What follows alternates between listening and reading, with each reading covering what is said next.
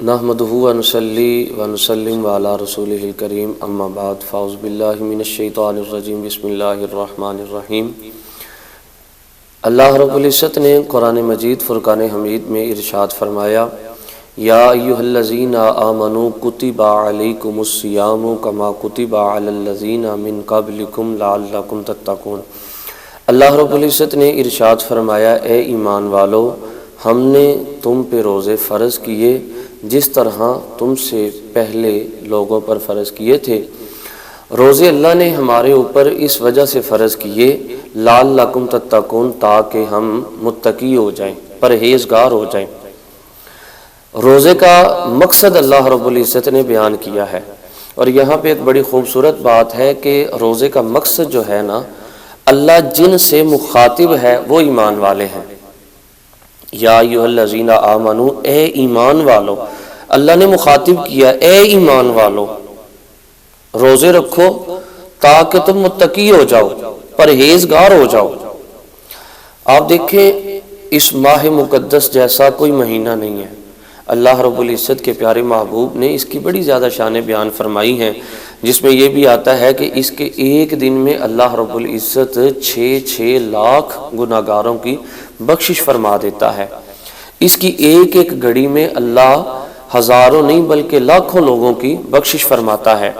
اور حدیث پاک میں آتا ہے، نبی پاک علیہ الصلوۃ والسلام نے ارشاد فرمایا، جس طرح ایک نماز سے لے کے دوسری نماز کے درمیان انسان کے جتنے گناہ ہوتے ہیں، اللہ رب العزت جب ایک بندہ ایک نماز پڑھ کے دوسری نماز پڑھنے کے لیے دوبارہ واپس آتا ہے تو اس دوران جتنے انسان کے گناہ ہوتے ہیں اللہ معاف کر دیتا ہے۔ اسی طرح ایک جمعے سے لے کے دوسرے جمعے تک ایک جمعہ پڑھ کے جائے، درمیان میں جتنے گناہ ہوں اگلا جمعہ پڑھے، اللہ وہ معاف فرما دیتا ہے۔ ٹھیک ہے جی۔ اسی طرح رسول پاک علیہ الصلوۃ والسلام نے ارشاد فرمایا، ایک رمضان سے لے کے دوسرے رمضان تک ایک رمضان کے بندہ روزے رکھتا ہے، اس میں عبادات کرتا ہے، اللہ کو راضی کرتا ہے، اللہ رب العزت کے احکامات کو بجا لاتا ہے، تو اللہ رب العزت جب اگلا رمضان اسے عطا کرتا ہے، وہ اور اس اگلے رمضان میں وہ بندہ جب اللہ رب العزت کی عبادات کرتا ہے، اللہ کو راضی کرتا ہے، تو اس پورے رمضان کے درمیان جتنا ایک سال کا وقت گزرا ہے، اس کے اندر جتنے گناہ ہوتے ہیں اللہ رب العزت اس ماہ مقدس کے صدقے معاف فرما دیتا ہے۔ شرط یہ ہے ان میں کوئی ایسا گناہ نہ ہو جس کی معافی نہ ہو، جس طرح کے کبیرہ گناہ ہیں، اور انسان یہ سمجھ کے بھی گناہ نہ کرے کہ جی دیکھیں میں نے اب نماز پڑھی ہے، اب دوبارہ نماز پڑھنی ہے تو خیر ہے، گناہ کر لیتا ہوں تو اللہ معافی فرما دے گا۔ اس طرح گناہ کرنا یہ زیادہ بڑا گناہ ہو جائے گا، اور اس کی سزا اللہ رب العزت کی بارگاہ عالیہ میں مزید بڑھ جائے گی۔ اور اس ماہ مقدس کے متعلق اللہ رب العزت کے پیارے محبوب نبی پاک صاحب الاولاق صلی اللہ تعالی علیہ وآلہ وسلم نے ارشاد فرمایا، اگر میری امت کو پتہ چل جائے کہ رمضان اصل میں ہے کیا، اس کا اجر کیا ہے، اگر میری امت کو پتہ چل جائے کہ رمضان المبارک میں اللہ رب العزت کے کتنے انوار و تجلیات انسان پر نازل ہوتے ہیں، تو میری امت خواہش کرے، تمنا کرے، یا اللہ پورا سال ہی رمضان ہو۔ یعنی یہ رمضان کا جو روزوں کا سلسلہ ہے یہ پوشیدہ اللہ رب العزت نے رکھا ہے کہ بندے خالصتاً میری عبادت کریں۔ اسی طرح رسول پاک علیہ الصلوۃ والسلام نے ارشاد فرمایا، جب ماہ رمضان کا مہینہ آتا ہے نا، تو انسان جب ایک نیکی کرتا ہے تو اللہ اسے اس کا 70 گنا زیادہ ثواب عطا فرماتا ہے۔ اگر کوئی ایک فرض ادا کرتا ہے تو اللہ 70 فرضوں کا ثواب عطا فرماتا ہے۔ رسول پاک نے فرمایا، یہ مہینہ صبر کا مہینہ ہے، اور اس مہینے میں اللہ رب العزت مومن کا رزق بڑھا دیتا ہے۔ اس مہینے میں اللہ رب العزت گناہگاروں کی بخشش فرماتا ہے، دوزخ کی آگ کو بجھا دیا جاتا ہے، جنت کے سارے دروازے کھول دیے جاتے ہیں۔ اور ایک حدیث پاک میں یہ آتا ہے، رسول پاک علیہ الصلوۃ والسلام نے ارشاد فرمایا، جو کسی اپنے مسلمان بھائی کو روزہ افطار کروائے گا، اللہ رب العزت اس کے لیے جنت لکھ دیتا ہے۔ اللہ رب العزت اسے اتنا ہی ثواب عطا فرماتا ہے جتنا روزہ رکھنے والے کو ثواب ہے۔ تو صحابہ نے عرض کی، یا رسول اللہ، ہم اگر کسی کو پیٹ بھر کے نہ کھلا سکیں تو پھر کیا کریں؟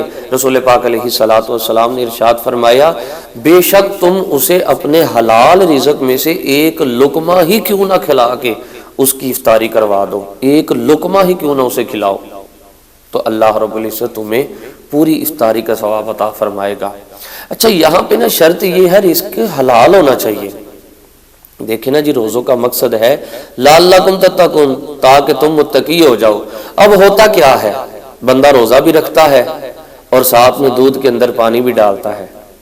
انسان روزہ بھی رکھتا ہے اور جناب والا چوری چکاری بھی جاری رکھتا ہے، روزہ بھی رکھتا ہے، بہن بھائیوں کا حق بھی کھاتا ہے، روزہ بھی رکھ لیتا ہے اور جھوٹ بولنا بھی بند نہیں کرتا، روزے سے بھی ہے لیکن اس کے باوجود بے حیائی اس کی آنکھوں میں ہے۔ روزہ رکھا ہوا ہے لیکن اپنے مسلمان بھائی پہ رحم نہیں کر رہا، تو بڑی معذرت کے ساتھ یہ روزہ نہیں ہوگا، یہ آپ کا صرف فاقہ ہوگا۔ روزے کا مقصد یہ ہے، خالی بھوکا رہنا روزے کا مقصد نہیں ہے۔ روزے کا مقصد یہ ہے لعلکم تتقون، تاکہ تم پرہیزگار ہو جاؤ۔ اب پرہیزگاری کس طرح آئے گی؟ اب بندہ روزہ رکھے، جب وہ دودھ کے اندر پانی ڈالنے لگے نا تو اس کے دل میں خیال آئے نہیں یار میں نے تو روزہ رکھا ہے، اللہ رب العزت ناراض ہوگا، میرا روزہ کامل نہیں ہوگا، مکمل نہیں ہوگا۔ اب جب وہ دودھ میں پانی ڈالنے سے باز آ گیا تو پتہ چلے گا کہ اس کا روزہ کامیاب ہے، یہ فاقہ نہیں۔ اب یہ جو چوری کر رہا ہے، آج کل ایک اور معاشی بحران جو ہمارا چھایا ہوا ہے ہمارے ملک کے اندر، وہ یہ ہے ذخیرہ اندوزی۔ یہ بڑے بڑے لوگ کہتے ہیں جی ہم نے روزہ رکھا ہے، اب روزہ رکھ کے کیا کرتے ہیں، جو غرباء کا حق ہے اسے یہ اپنے پاس جمع کر لیتے ہیں، جیسے ہی اس کی مد میں اس کی قیمت میں اضافہ ہوگا تو ہم زیادہ منافع لے کے اسے تقسیم کریں گے۔ حالانکہ رسول پاک کی حدیث یہ ہے کہ مومن کا رزق ماہ رمضان میں بڑھا دیا جاتا ہے، تو مومن کو پھر کس بات کی فکر پڑ گئی ہے جی میں اسے جمع کروں، میں یہ کروں، میں اکٹھا کر کے پھر بعد میں اسے بیچوں گا، میرے پاس زیادہ پیسہ۔ جو پیسے کی لالچ رکھے نا جی اس ماض میں، تو وہ مومن نہیں ہوتا۔ تو یہ جو ذخیرہ اندوزی ہے آپ دیکھیں اس کی وجہ سے کتنے غرباء پریشان ہیں۔ بہت زیادہ سفید پوش جو ایسے لوگ ہیں جو جناب والا اپنی نبی پاک علیہ الصلوۃ والسلام کی امت میں رہ کے اپنی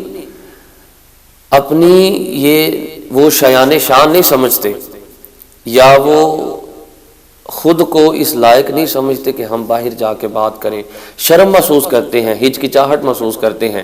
دیکھیں حقیقی بات یہ ہے کہ اللہ نے ہمارے عیبوں پر پردہ ڈالا ہوا ہے۔ جب اللہ نے ہمارے عیبوں پہ پردہ ڈالا ہے تو ہم کسی کے عیب کیوں جو ہے نا سب کے سامنے رکھ دیتے ہیں؟ جس طرح کہ آج کل دیکھیں یہ میں آپ کو لمحہ فکریہ دینا چاہتا ہوں، ایک فکر جو ہے نا آپ کے سامنے رکھنا چاہتا ہوں، وہ یہ ہے اکثر ہمارے جو امراء ہیں، امیر لوگ ہیں جنہیں اللہ نے صاحب حیثیت بنایا ہے، وہ کیا کرتے ہیں، ان کے سامنے جناب والا کوئی اللہ رب العزت کا بندہ چلا جائے کوئی مدد مانگنے کے لیے، تو آج کل ایک ٹرینڈ چل گیا ہوا ہے کہ سب سے پہلے ہم اس کی سیلفی بنائیں گے، تصویر بنائیں گے، پھر اس تصویر کو ہم سوشل میڈیا پہ، اخبارات پہ دوستوں کے ساتھ شیئر کر دیں گے، جی دیکھیں میں نیکی کر رہا ہوں۔ حالانکہ آپ یہ نہیں سوچ رہے کہ آپ اس غریب کی، اس سفید پوش کی تذلیل کر رہے ہیں۔ وہ بیچارہ پتہ نہیں کس مجبوری کے ساتھ آپ کے پاس آیا ہے، آٹا دینے کے لیے جناب لمبی لمبی لائنیں لگ گئی ہیں۔ آپ نے دیکھا ہوگا نا جی کہ یہ جو آٹا لینے والی لائنیں لگی ہوئی ہیں لوگوں کی، غرباء جو کھڑے ہیں، یہ ہم جیسی لوگ ہیں نا جی، آپ نے وہ سنا ہوگا، میں نے نیوز وغیرہ پہ دیکھا ہے اور سنا ہے کہ 2-3 افراد کی موت ہو چکی ہے۔ آپ بتائیے جواب کون دے گا اللہ رب العزت کی بارگاہ میں؟ روزے کا مقصد یہ نہیں ہے کہ کوئی روزہ دار روزہ رکھ کے اگر اپنا پیٹ بھرنے کے لیے، اپنی اولاد کے لیے تمہارے پاس مدد کے لیے آ گیا ہے، تم سارا دن اسے دھوپ کے اندر ذلیل کرو، لمبی لمبی لائنیں لگوا کے، تو اللہ تعالیٰ معاف فرمائے جو بندہ اس دنیا سے چلا گیا ہے۔ آپ بتائیں ہم تو ایک جناب والا ذرے کے برابر گناہ کا حساب نہیں دے سکتے، تو اس کی پوری زندگی کا حساب کس طرح دیں گے؟ تو روزے کا مقصد قطعی طور پہ یہ نہیں ہے کہ کسی کی عزت نفس کو اچھالا جائے۔ روزے کا مقصد یہ ہے کہ ہم متقی ہو جائیں، ہم پرہیزگار ہو جائیں۔ تو پرہیزگار بندہ تب ہوگا کہ بندے نے روزہ بھی رکھا ہو، اس کی نماز بھی قضا نہ ہو، بندے نے روزہ بھی رکھا ہو، اس کی زبان سے اس کے بہن بھائی بھی محفوظ رہیں۔ روزے کا مقصد تب پورا ہوگا کہ روزہ ہو اور انسان تولنے میں انصاف کرے، فیصلہ کرنے میں انصاف کرے، بہن بھائیوں کے حقوق میں انصاف کرے، اللہ رب العزت کے حقوق کی پاسداری کو بجا لائے۔ تب مکمل ہوگا، تب کامل ہوگا۔ یہ روزہ نہیں ہے روزہ رکھ لیا اور ساری دنیا کی جتنی چوری چکاریاں، جتنی دو نمبریاں ہم ساری کرتے ہیں، یہ روزہ نہیں ہے۔ بڑی معذرت کے ساتھ یہ ہماری فاقہ کشی ضرور ہو سکتی ہے، روزہ نہیں ہو سکتی۔ روزہ وہ ہے لعلکم تتقون، روزہ رکھ کے انسان متقی ہو جائے، انسان پرہیزگار ہو جائے۔ روزے کا مقصد ہی یہی ہے، صرف اور صرف ایک مقصد ہے کہ انسان ان تمام گناہوں سے دور ہو جائے۔ جو ان گناہوں سے دور ہو گیا حقیقت میں وہی سچا اور پکا روزہ دار ہے، اور اس کا روزہ ہی کامل ہے۔ اللہ ہمیں عمل کی توفیق عطا فرمائے۔